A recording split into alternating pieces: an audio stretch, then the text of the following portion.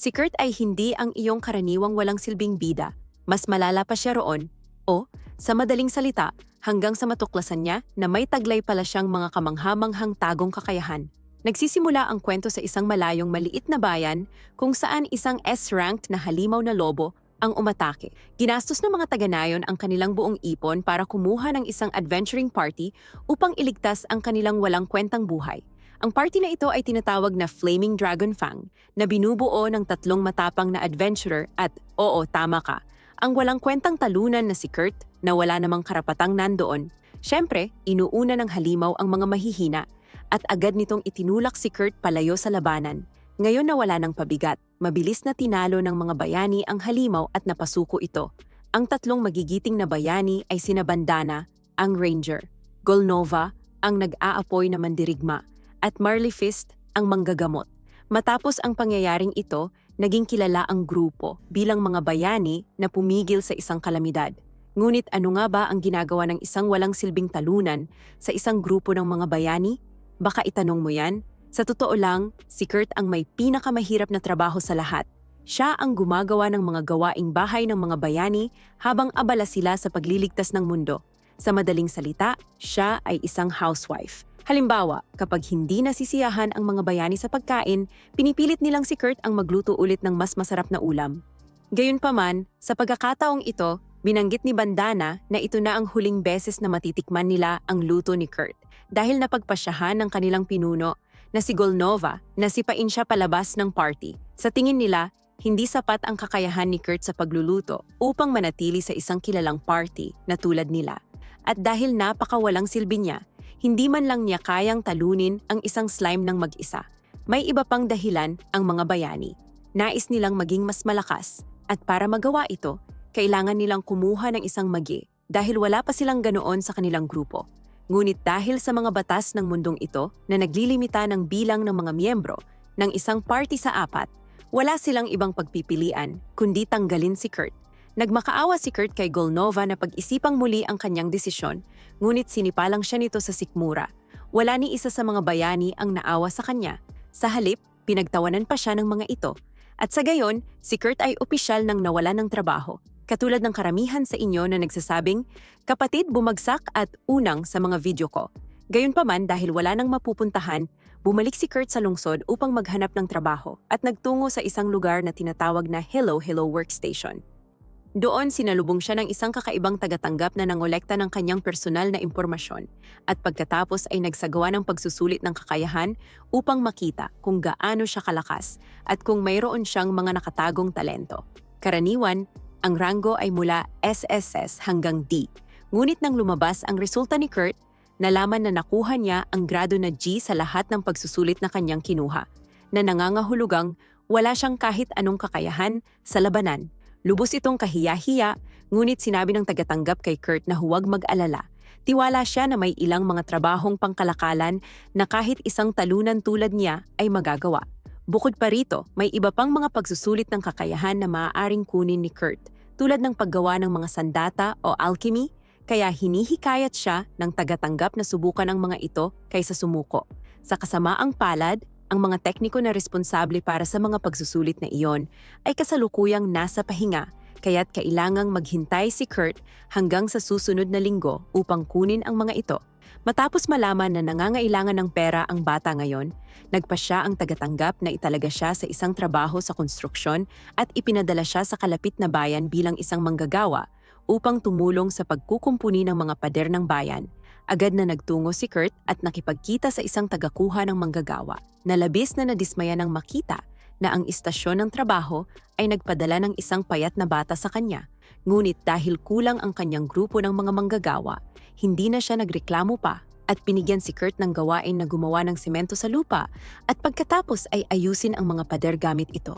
Nagpasya si Kurt na ibuhos ang kanyang mana upang mapatibay ang semento, kahit na walang binanggit ang tagakuha ng manggagawa tungkol doon at agad siyang nagsimulang magtrabaho. Bumalik ang tagakuha ng manggagawa makalipas ang 3 oras at lubos na namangha nang malaman na naayos ni Kurt ang isang katlo ng kanlurang pader ng mag-isa. Wala namang kahit anong kagamitan si Kurt, kaya't nagtataka ang tagakuha ng manggagawa kung paano nagawa ng bata iyon. Ipinaliwanag ni Kurt ang proseso. ngunit hindi pa rin maunawaan ng tagakuha ng manggagawa kung paano ito nangyari. Gayunpaman, dahil mahusay si Kurt sa gawaing ito, napagpasyahan ng tagakuha ng manggagawa na kunin siya bilang permanenteng empleyado at binigyan siya ng malaking halaga ng pera bilang bayad, na sinasabing may bonus siya para sa mahusay niyang pagganap. Lubos itong nagbigay ng motibasyon kay Kurt na magbigay ng mas pinakamahusay na pagsisikap. Sa loob ng susunod na 3 araw, naayos ni Kurt ang kanlurang at hilagang mga pader ng mag-isa. Ngunit sa halip na humanga, nainis ang tagakuha ng manggagawa at tinanggal siya. Ipinaliwanag niya na ang pagkukumpuni ng mga pader ay nilikha upang magbigay ng trabaho sa mga nahihirapan sa pinansyal. At kung magpapatuloy si Kurt sa pagtatrabaho roon, mawawalan na ng trabaho ang iba. Naniniwala ang tagakuha ng manggagawa na si Kurt ay may mga kasanayan sa paggawa na karapat-dapat sa ranggong SS. Kaya pinayuhan siya ng tagakuha ng manggagawa na maghanap ng trabaho sa kabisera at pinaalis siya pagkatapos ibigay ang bayad para sa araw na iyon. Hindi maintindihan ni Kurt kung totoo ba ang sinabi ng tagakuha ng manggagawa o kung simpleng pambobola lang ito, kaya't nagtungo siya sa workstation upang humingi ng gabay mula sa tagatanggap. Hindi pa rin dumarating ang mga tekniko, kaya't kakailanganin niyang maghintay ng ilang araw pa bago makuha ang kanyang pagsusulit ng kakayahan. Ngunit dumating ang isang oportunidad sa anyo ng isang babae na nagngangalang Yulicia, na desperadong nangangailangan ng isang minero. Hintay, ikaw ba yan, Drake? Biro lang, lumapit si Kurt kay Yulicia na sinasabing dati na siyang nagtrabaho sa minahan. Ayaw sanang kumuha ni Yulicia ng isang payat at mukhang walang silbing bata. Ngunit sa parehong oras, wala siyang sapat na pera upang kumuha ng isang matipuno at malakas na duwende. Dahil limitado ang kanyang mga pagpipilian, napagdesisyonan niyang kunin si Kurt. Habang umaalis si Kurt kasama si Yulicia, nalaman ng tagatanggap na binayaran si Kurt ng napakalaking 200 gintong barya ng tagakuha ng manggagawa sa konstruksyon, na ikinagulat niya at nagtaka kung paano ito posible. Sa sobrang pagkabigla, nawalan siya ng balanse at natumba sa isang tumpok ng mga sako ng buhangin na ginagamit upang sukatin kung gaano kalakas ang mana ng isang tao. Ipinaliwanag ng kasama niya na habang mas maraming mana ang mayroon ng isang tao, mas bumibigat ang mga sako na ito. Ngunit ang problema ay wala pang sino man ang naging sapat na malakas upang ma-activate ang mga ito. Kaya't itinuturing nila itong walang halaga at sinabi sa tagatanggap na ilabas ang mga ito. Habang sinusubukan ng tagatanggap na buhatin ang isa sa mga sako, napansin niya na mas bumigat ito. Naalala niya na kanina ay binuhat ni Kurt ang isa sa mga sako na ito. Kaya't napagtanto niya na malamang ay may malaking dami ng mana si Kurt, marahil higit pa sa inaakala nila. Samantala, lumipas ang maraming oras habang naglalakbay si Kurt at ang kanyang employer na si Yulicia patungo sa mga bundok. Nang lumubog ang araw, dinala ni Yulicia si Kurt sa kanyang campsite. Mayroon lamang isang tent, kaya sinabi niya kay Kurt na ibahagi ito kasama niya para sa gabi. Ngunit tumanggi si Kurt, sinasabing hindi siya magiging komportable na manatili ng matagal kasama ang isang kaakit-akit na babae tulad niya. Binanggit pa niya nang may pahiwatig na hindi pa siya nakakakita ng isang taong kasing ganda niya, kahit na naglakbay na siya sa iba't ibang bahagi ng mundo. Dahilan para mamula si Yulicia na parang kamatis. Inakala niya na sinusubukan lang siyang bulahin ni Kurt dahil hindi naman niya iniisip na siya ay kaakit-akit. Upang baguhin ang usapan, binigyan niya ito ng pinakuloang patatas para sa hapunan. Laking tuwa ni Kurt. Matagal na mula noong may nagluto para sa kanya kahit na ito ay simpleng pinakuluang patatas lang.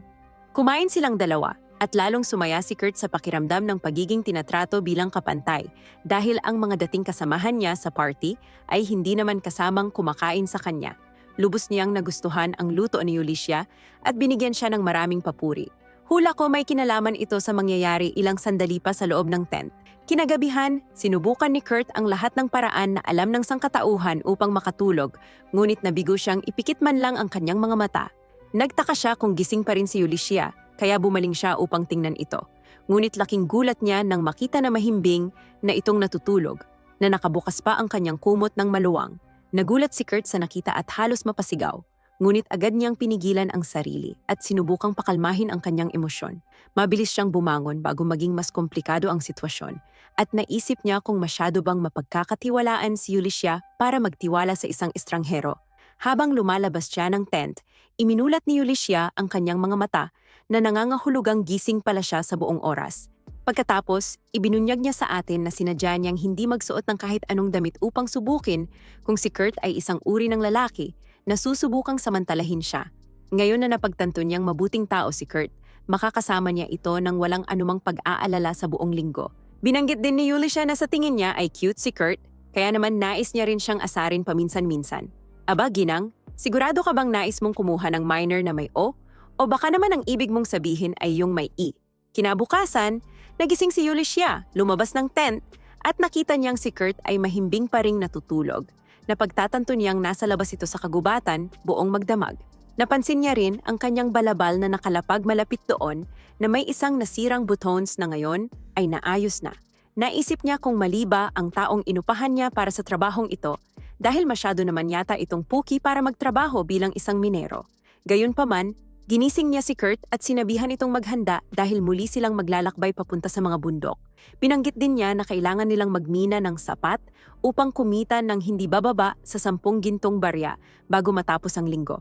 Nagtanong si Kurt kung napagdesisyonan na ba ni Yulisha kung saan sila maghuhukay at sumagot naman siya na wala pa siyang napili ngunit mas gugustuhin niyang magmina malapit sa kanilang campsite. Hindi sa tingin ni Kurt na magandang ideya ang paghuhukay ng basta-basta dahil napakababa ng tsansa na makahanap ng mga bihirang mineral o kahit anong mineral man lang. Mukhang nakuha lang ni Yulisha ang kanyang kaalaman sa pagmimina mula sa paglalaro ng Minecraft at wala talaga siyang alam kung paano gumagana ang mga bagay sa totoong mundo. Kaya't ipinaliwanag ito ni Kurt sa kanya at kinuha na rin niya ang responsibilidad na maghanap ng tamang lokasyon. Matapos maghanap sa paligid, natagpuan ni Kurt ang isang quarry at agad nagsimulang maghukay. Sa loob lamang ng ilang minuto, natuklasan niya ang isang bato na sinasabing naglalaman ng mga mineral. Ginamit niya ang kabilang bahagi ng martilyo upang basagin ito at doon tumambad ang ilang mga kristal na gemstone sa loob. Ang bawat isa sa mga kristal na ito ay madaling maibebenta sa halagang 3 gintong barya at dahil may higit sa 4 dito, nangangahulugan ito na naabot na ni Yulisha ang kanyang target na 10 gintong barya para sa linggo. Pero sabi nga, hindi mo dapat tinatanggihan ang swerte kapag kumakatok ito sa pintuan. Kaya't sinabi ni Yulisha kay Kurt na ipagpatuloy lang ang paghuhukay. Makalipas lamang ang ilang oras, nahukay na ni Kurt ang lahat ng mga gemstone sa quarry. Iminungkahi ni Yulisha na ibenta na nila ang lahat ng mga ito. Ngunit tumutol si Kurt, sinasabing mas maliit ang mga gemstone na ito kumpara sa mga unang kristal na nakuha niya. Naniniwala si Kurt na mas mabuting gawing mga magic crystal ang mas maliliit na gemstone. Ayon kay Yulisha, mayroon lamang wala pang 10 tagagawa ng magic crystal sa buong kaharian na may kakayahang lumikha ng mga ito. At kahit ang pinakamaliit na kristal ay nangangailangan ng mahigit 1 oras upang gawin. Ngunit ginawa ito ni Kurt kaagad na nagpatulala kay Yulisha. Ipinunto niya ito kay Kurt, ngunit hindi niya inakala na may espesyal na talento si Kurt. Sa halip iniisip ni Kurt na gumagamit lang ng isang banal na teknik ang mga tagagawa ng magic crystal. Napagtanto ni Yulisha na hindi talaga magkatugma ang kanilang pag-iisip. Ngunit sa halip na mag-aksaya ng oras sa pagpapaliwanag sa halatang tanga, hinayaan na lang niya si Kurt na magtrabaho ng mapayapa sa natitirang bahagi ng araw. Pagdating ng gabi, napagpasyahan ni Yulisha na bumalik sa lungsod upang ipagpalit ang mga materyales na nakolekta ni Kurt.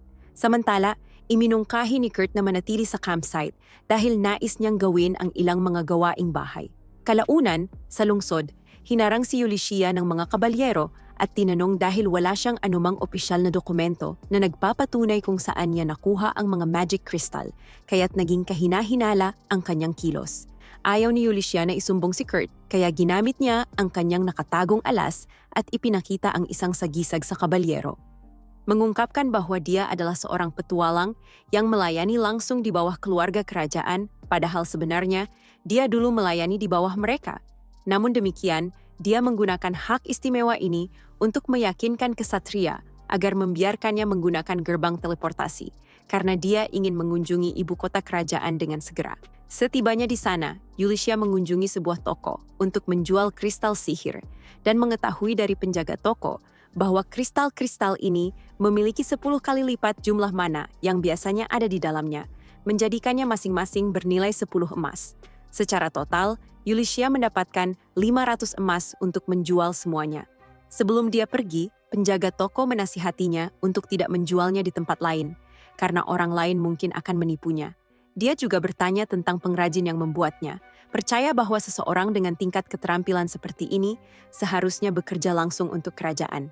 Namun, Ulysses, yang tidak ingin mengungkapkan identitas Kurt tanpa izin darinya, menolak untuk menjawab.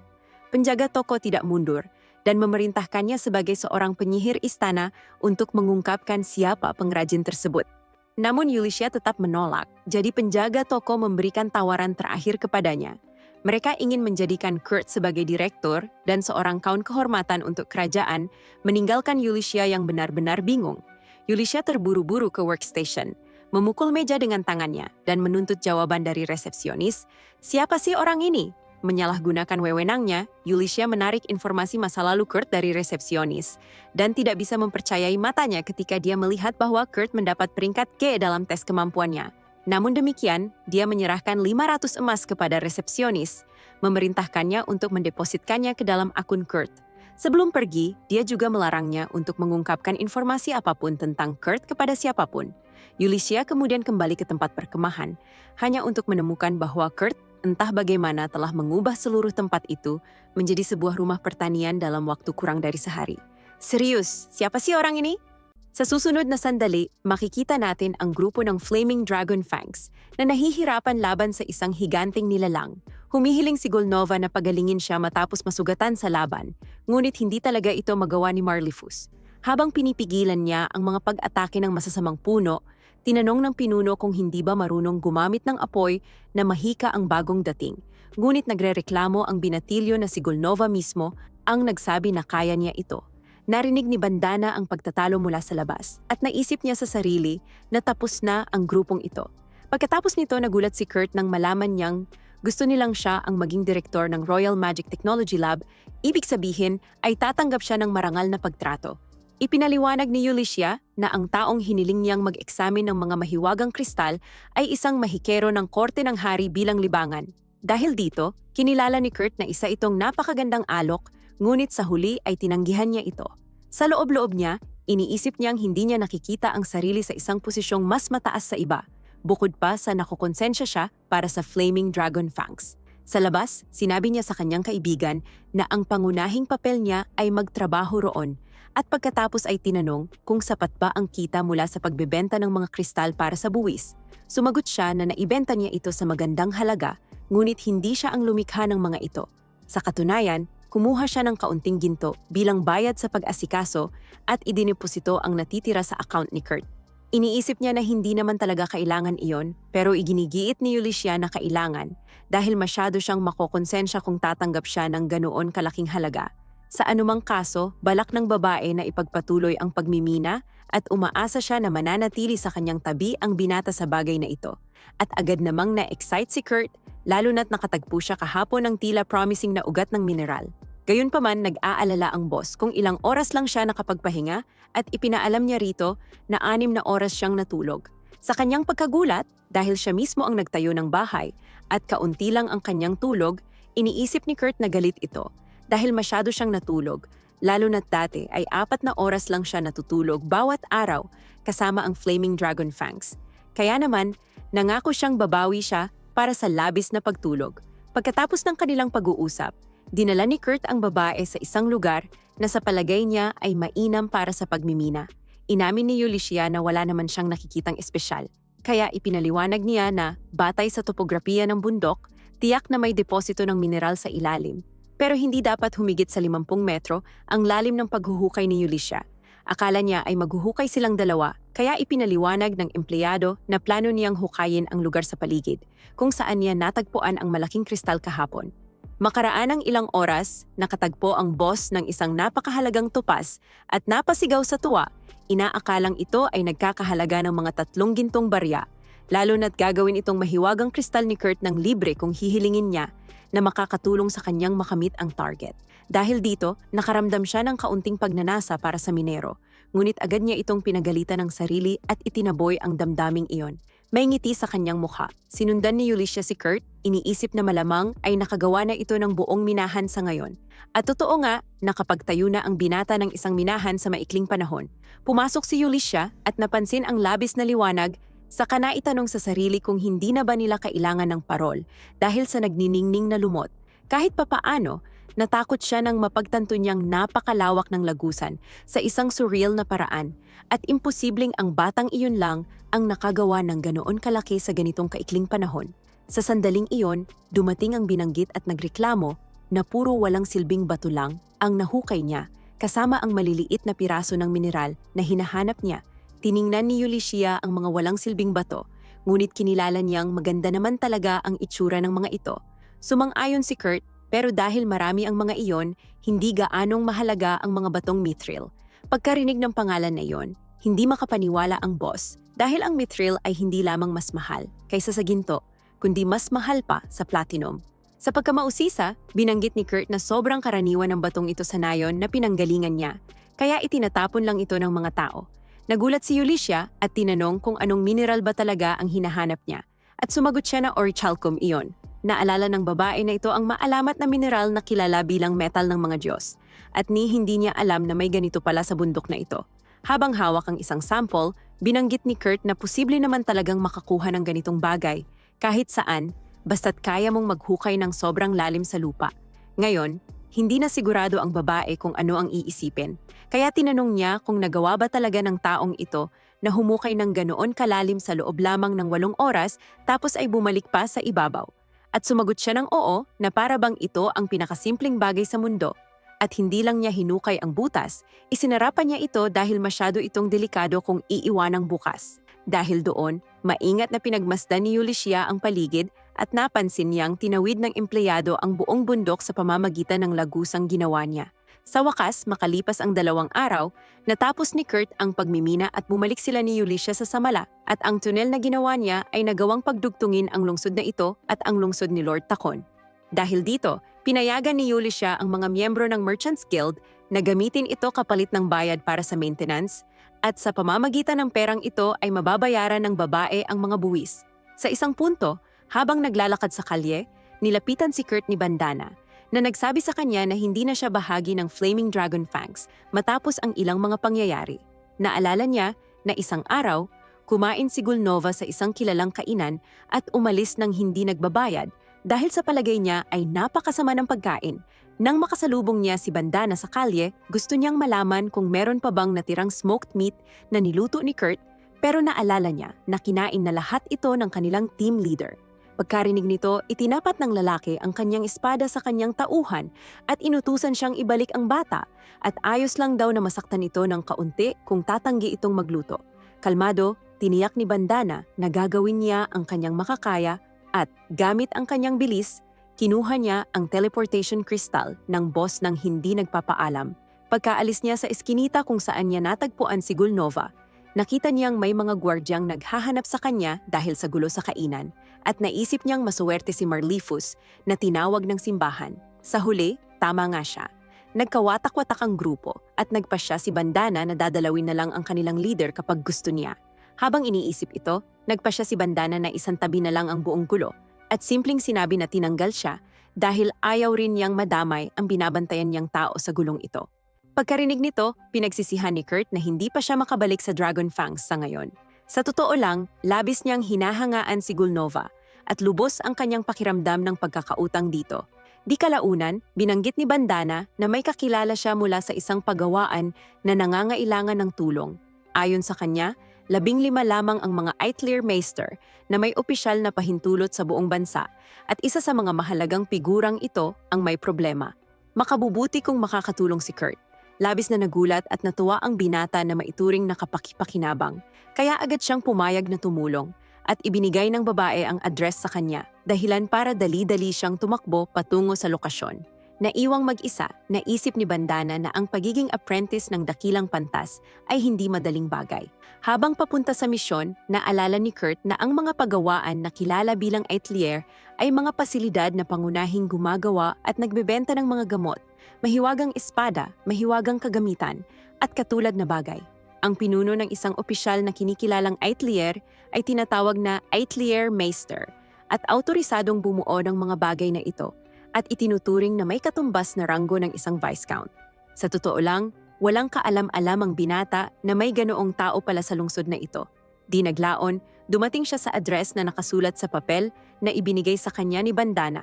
Mukhang karaniwan lang ang bahay, ngunit may karatulang nakasulat, Atelier Ophelia. Nang kumatok siya, isang napakabatang babae na siguradong masyado pang bata para maituring na master, ang nagbukas ng pinto. Nang makita ang gulat sa mukha ng tao, inisip ng dalaga na ganoon ang reaksyon niya dahil hindi siya sanay makitungo sa mga duwende, kaya ipinaliwanag ng binata na hindi iyon ang dahilan at tinanong kung siya ba ang master ng Atelier.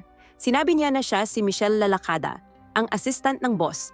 Sabi ni Kurt na dumating siya para tumulong sa rekomendasyon ni Miss Bandana at ang assistant na tuwang-tuwa na may katuwang na sa wakas ay agad siyang hinila papasok. Pagdating nila sa pinagtatalunang lugar, tinakpan ni Kurt ang kanyang ilong dahil sa mabahong amoy. Ang totoo, kailangan lang talaga nila ng taong maglilinis ng kusina at napangiwi si Kurt nang mapagtanto niyang hindi talaga siya itinuturing, nakapakipakinabang sa direktang pagtulong sa Atelier. Pagkatapos, tinawag si Michelle ng boss at naiwan ang binata na mag-isa sa kalat. Walang pag-aalinlangan, tinapik niya ang kanyang dibdib, nagsuot ng apron at nilinis ang buong gulo sa loob lamang ng 30 minuto. Hindi sigurado sa susunod na gagawin, sinundan niya ang dinaanang landas ni Michelle at hinabol siya hanggang sa kumatok siya sa isang pinto kung saan siya pinayagang pumasok.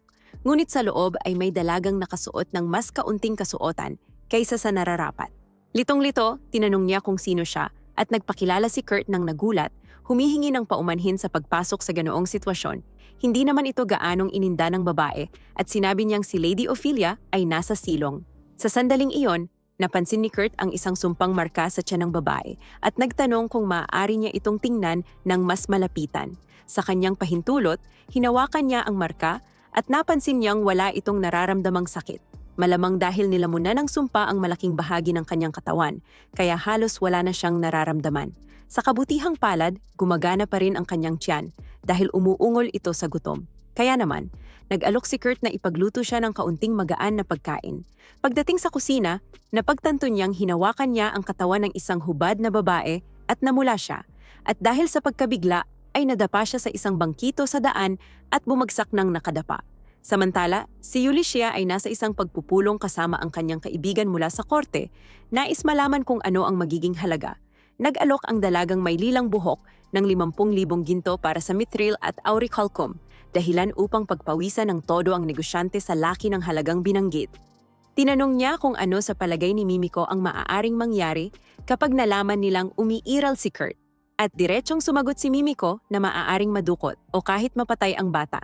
Sa totoo lang, wala siyang ideya kung paanong nanatiling hindi kilala ang isang batang kasing bangis nito sa loob ng ganoong katagal.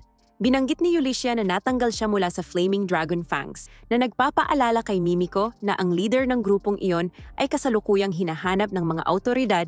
Nais niyang malaman kung ano ang balak ng kanyang kaibigan para sa bata mula ngayon at umaasa si Ulysses na mailalagay siya sa posisyon ng atelier mister dahil mas mabuting limitahan ang kanyang mga kilos kaysa siya ay mapansin ng lahat. Bukod pa rito, gusto rin sana niyang siya ang ma-hire bilang guwardiya. Ngunit wala siyang ideya kung paano niya mapapapayag ang binata, lalo na't wala itong kamalay-malay sa tunay niyang kakayahan. Samantala, si Kurt ay kalmadong naghahanda ng pagkain hanggang mapansin niya ang pagdating ni Michelle kasama ang isang matangkad na babae at kapwa sila humanga sa kalinisan ng kusina. Tinanong niya kung siya ba si Lady Ophelia, na agad namang kinumpirma ng babae. Humingi ng paumanhin ang binata sa paggamit ng kusina nang walang pahintulot para lamang makapagluto ng lugaw. At ipinaliwanag niyang may batang babae sa silid sa likod na gutom na gutom. Nagulat ang master na nakilala na niya ang batang iyon. Kaya agad niyang nilinaw na hindi dapat pag-usapan ng binata ang tungkol sa kanya kaninuman. At nangako si Kurt na mananahimik. Dahil dito, binigyan siya ni Ophelia ng malaking halaga bilang kabayaran sa serbisyo niya ngayong araw at hiniling na bumalik siya bukas sa parehong oras. Pag-alis ni Kurt, pinagsisisihan ng master na pinayagan niyang makipag-ugnayan ang batang iyon sa mga estranghero dahil kailangan niyang gawin ang lahat upang hindi lumala ang sumpa. Pagkatapos, nagtungo si Ophelia sa silid ng nasabing bata dala ang pagkain at hiniling na huwag nitong buksan ang mga kurtina sa paraang ginagawa niya sa mismong sandaling iyon dahil baka may makakita sa kanya. Napansin niyang masyadong maluwag ang suot ng dalaga, kaya lumuhod ang master upang tingnan kung paano aayusin ang kanyang pajama hanggang sa marinig niyang malakas ang pag-ungol ng tiyan ng bata at bigla siyang napatawa.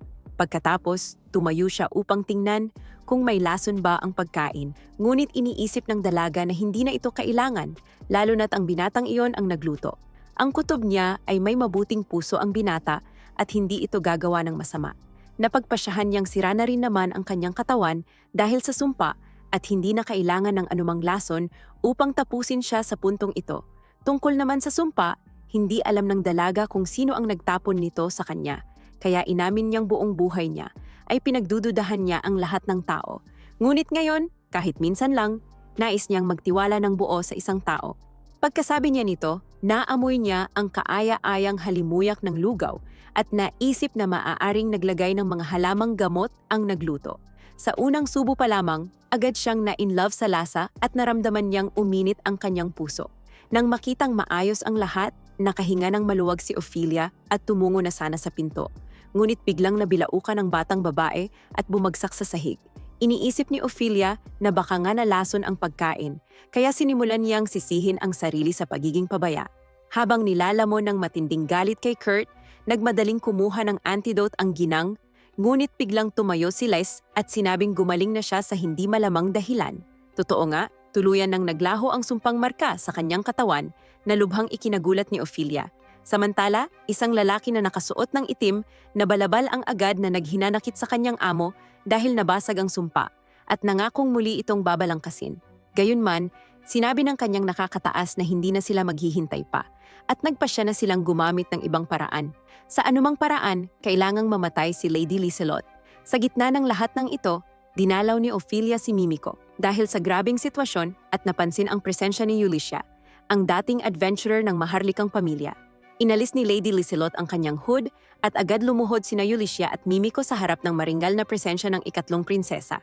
Akala ni Mimico ay may sakit ito, ngunit ipinaliwanag ni Ophelia na isinumpa ang prinsesa ng isang taong nais siyang patayin dahil si Lis lamang ang nag-iisang anak na isinilang mula sa unyon ng kanyang maharlikang kamahalan at ni Prinsesa Francoise, ang babaeng pinakasalan niya mula sa silangan, mula sa imperyong Gurumaku. Kaya naman, ang pag-iral ni Liselot ay isang simbolo ng kapayapaan sa pagitan ng dalawang bansang ito. Mula rito, naisip ni Ulysses na may isang taong nais sirain ang mapayapang ugnayang ito at idinagdag ni Ophelia na sa pagtatapos ng digmaan ng kanilang bansa laban sa hilagang kaharian, tiyak na may mga taong nais muling maghasik ng alitan.